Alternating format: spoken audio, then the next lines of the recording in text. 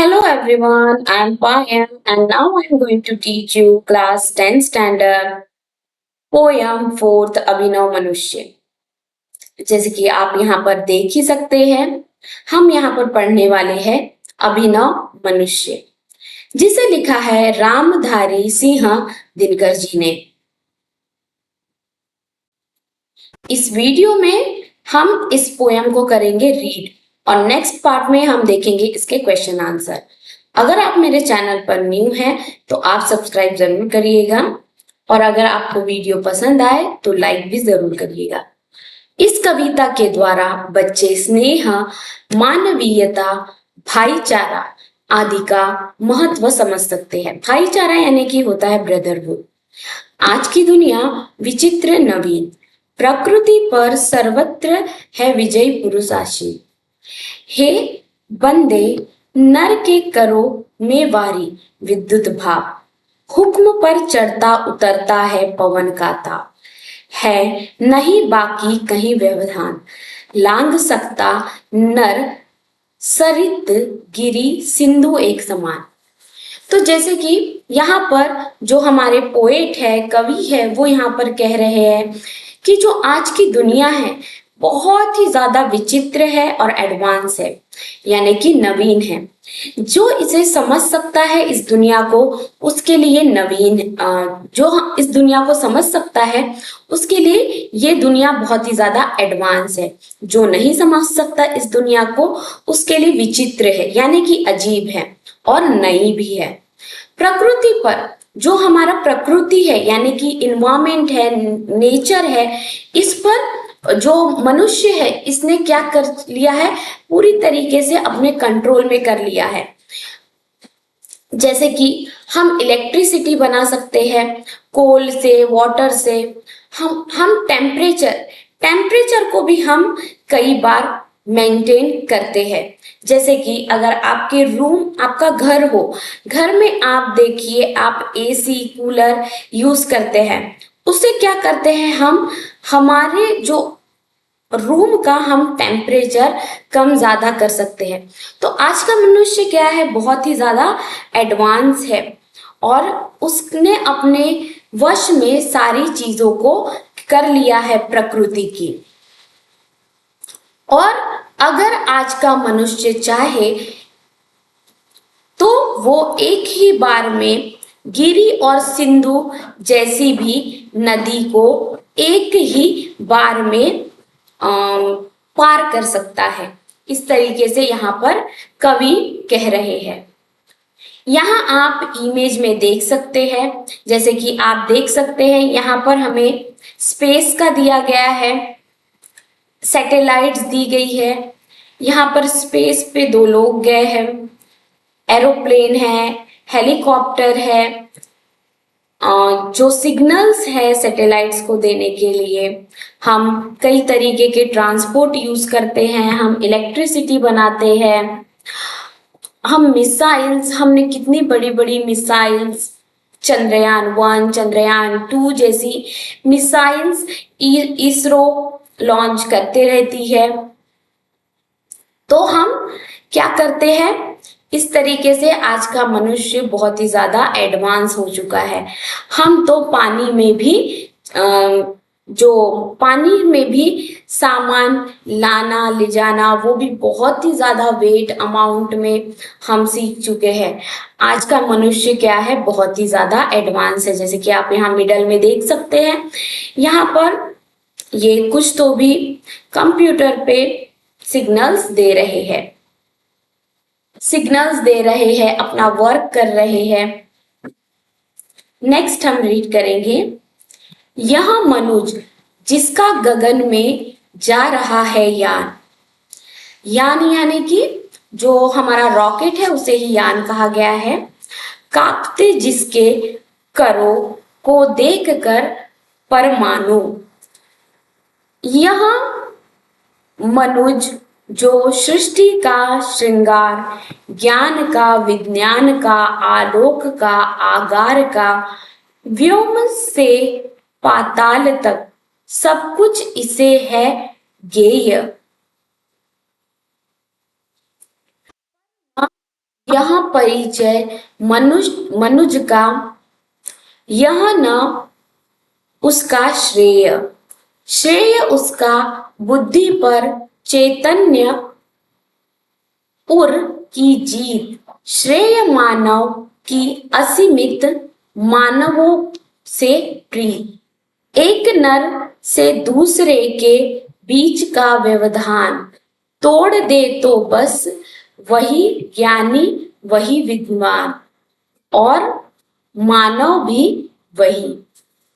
तो जैसे कि मैंने आपको पहले ही बताया कि आज का मनुष्य बहुत ही ज्यादा एडवांस हो चुका है, परमाणु आइटम बॉम्ब्स तक के वो बना चुका है, रॉकेट तक के वो लॉन्च कर चुके हैं। हम धरती में रहते हुए हमने पूरी सृष्टि घूम के आ चुके हैं और चंद्रमा में तक कर हम जाकर आ चुके हैं।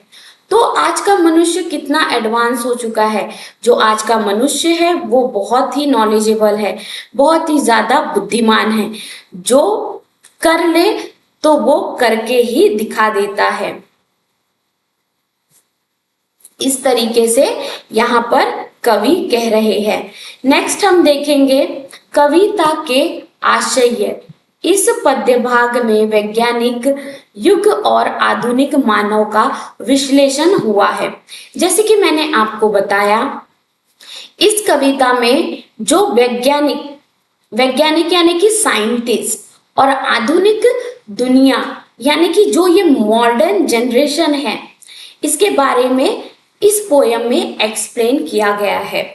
कवि दिनकर जी इस कविता द्वारा यह संदेश देना चाहते हैं कि आज के मानव ने प्रकृति के हर तत्व पर विजय प्राप्त कर ली है। जैसे कि मैंने पहले भी कहा कि जो हमारा मनुष्य है, पूरा प्रकृति है, प्रकृति यानी कि पूरा जो इन्वायरमेंट है, पूरी दुनिया पर उसने अपनी जीत हासिल कर ली है ना। उसने इलेक्ट्रिसिटी बना ली, चांद पर चले गए, रॉकेट तक के बना लिया, बॉम्ब तक के, एटम बॉम्ब तक के बना लिए। तो ये क्या है, आज का जो मानव है बहुत ही ज्यादा एडवांस है, परंतु कैसी विडंबना है कि उसने स्वयं को ही नहीं पहचाना। लेकिन हम मनुष्य है, हमने पूरी दुनिया पर कब्जा कर लिया, लेकिन हमने सिर्फ और सिर्फ एक ही बात नहीं पहचानी, वो है खुद को हमने नहीं पहचाना। हमें खुद को जानना, खुद को पहचानना बहुत ही ज्यादा जरूरी है। अपने भाईचारे को नहीं समझा, और यहाँ पर हमने जो अपना ब्रदरहुड है, हमारा जो फैमिली है, हमारी जो रिलीजन है, हमारा कल्चर है, हमने खुद को ही अच्छे से नहीं समझा। प्रकृति पर विजय प्राप्त करना मनुष्य की साधना है।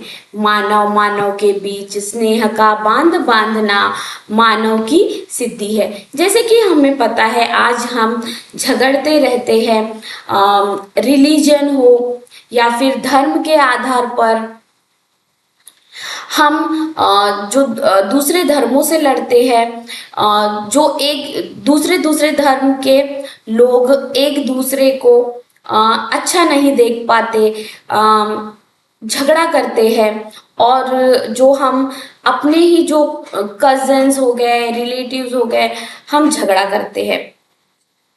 तो यहाँ पर इसी बात को बोला गया है, जो मानव दूसरे मानव से प्रेम का रिश्ता जोड़कर आपस की दूरी को मिटाए, वही मानव कहलाने का अधिकारी होगा।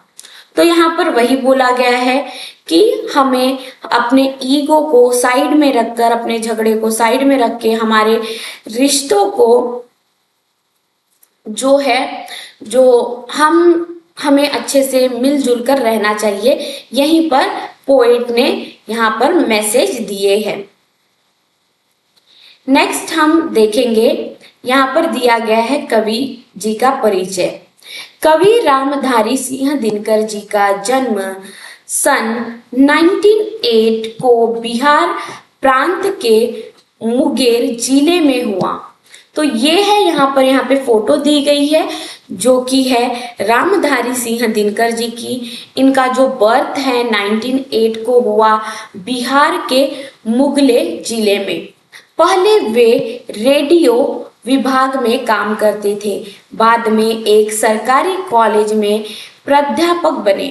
तो ये पहले रेडियो में काम करते थे, फिर इन्होंने सरकारी कॉलेज में भी प्राध्यापक का भूमिका निभाया। आगे चलकर वे भारत सरकार के हिंदी सलाहकार के पद पर नियुक्त हुए। फिर जो गवर्नमेंट की जो हिंदी में सलाहकार होते हैं उस पद पर भी इनकी नियुक्ति हुई। 1974 को इनका देहांत हो गया और 1974 को ये गुजर गए। कवि की कुछ प्रमुख रचनाएं पुकार, रेणुका, रसवंती, रामधेनी, धूप छाह, कुरुक्षेत्र, बापू, रश्मि रथी आदि कवि की हर रचना हृदय को प्रभावित और सत्याहित करने की पूर्ण शक्ति है। इनकी भाषा संजीव और विषय के अनुकूल है। अभिनव मनुष्य, पद्य भाव, कुरुक्षेत्र के स्पष्ट सर्ग से लिया गया है। तो यहाँ पर हमें इंट्रोडक्शन दिया गया हमारे राइटर के बारे में। इन्होंने यहाँ पर बहुत ही फेमस और कुछ जो कविताएं हो गई, कहानियां हो गई, वो भी इन्होंने लिखी है जो यहाँ पर नाम दी गई है। शब्दार्थ वर्ड्स मीनिंग, अभिनव यानी कि नया, नवीन, आधुनिक यानी कि वारी जल, भाष्प, वाष्प जिसे हम कहते हैं वेपर, हुक्म यानी कि आज्ञा, व्यवधान, पर्दा, रुकावट यानी कि बाधा, सरित यानी कि नदी जिसे हम सरिता भी कहते हैं, सिंधु, सागर, समुद्र, आलोक, प्रकाश, ज्ञेय, जानकारी, श्रेय, यश, कल्याण, मंगल, कल्याण या मंगल। तो यहाँ पर हमने इस पोयम को रीड कर लिया। नेक्स्ट वीडियो में हम देखेंगे सारे क्वेश्चन आंसर जो कि बहुत ही इजी है। जैसे कि आप देख सकते हैं ये सारे क्वेश्चन आंसर हम देखेंगे पार्ट 2 वीडियो में। तब तक के लिए लाइक, शेयर एंड सब्सक्राइब। मिलते हैं नेक्स्ट वीडियो में।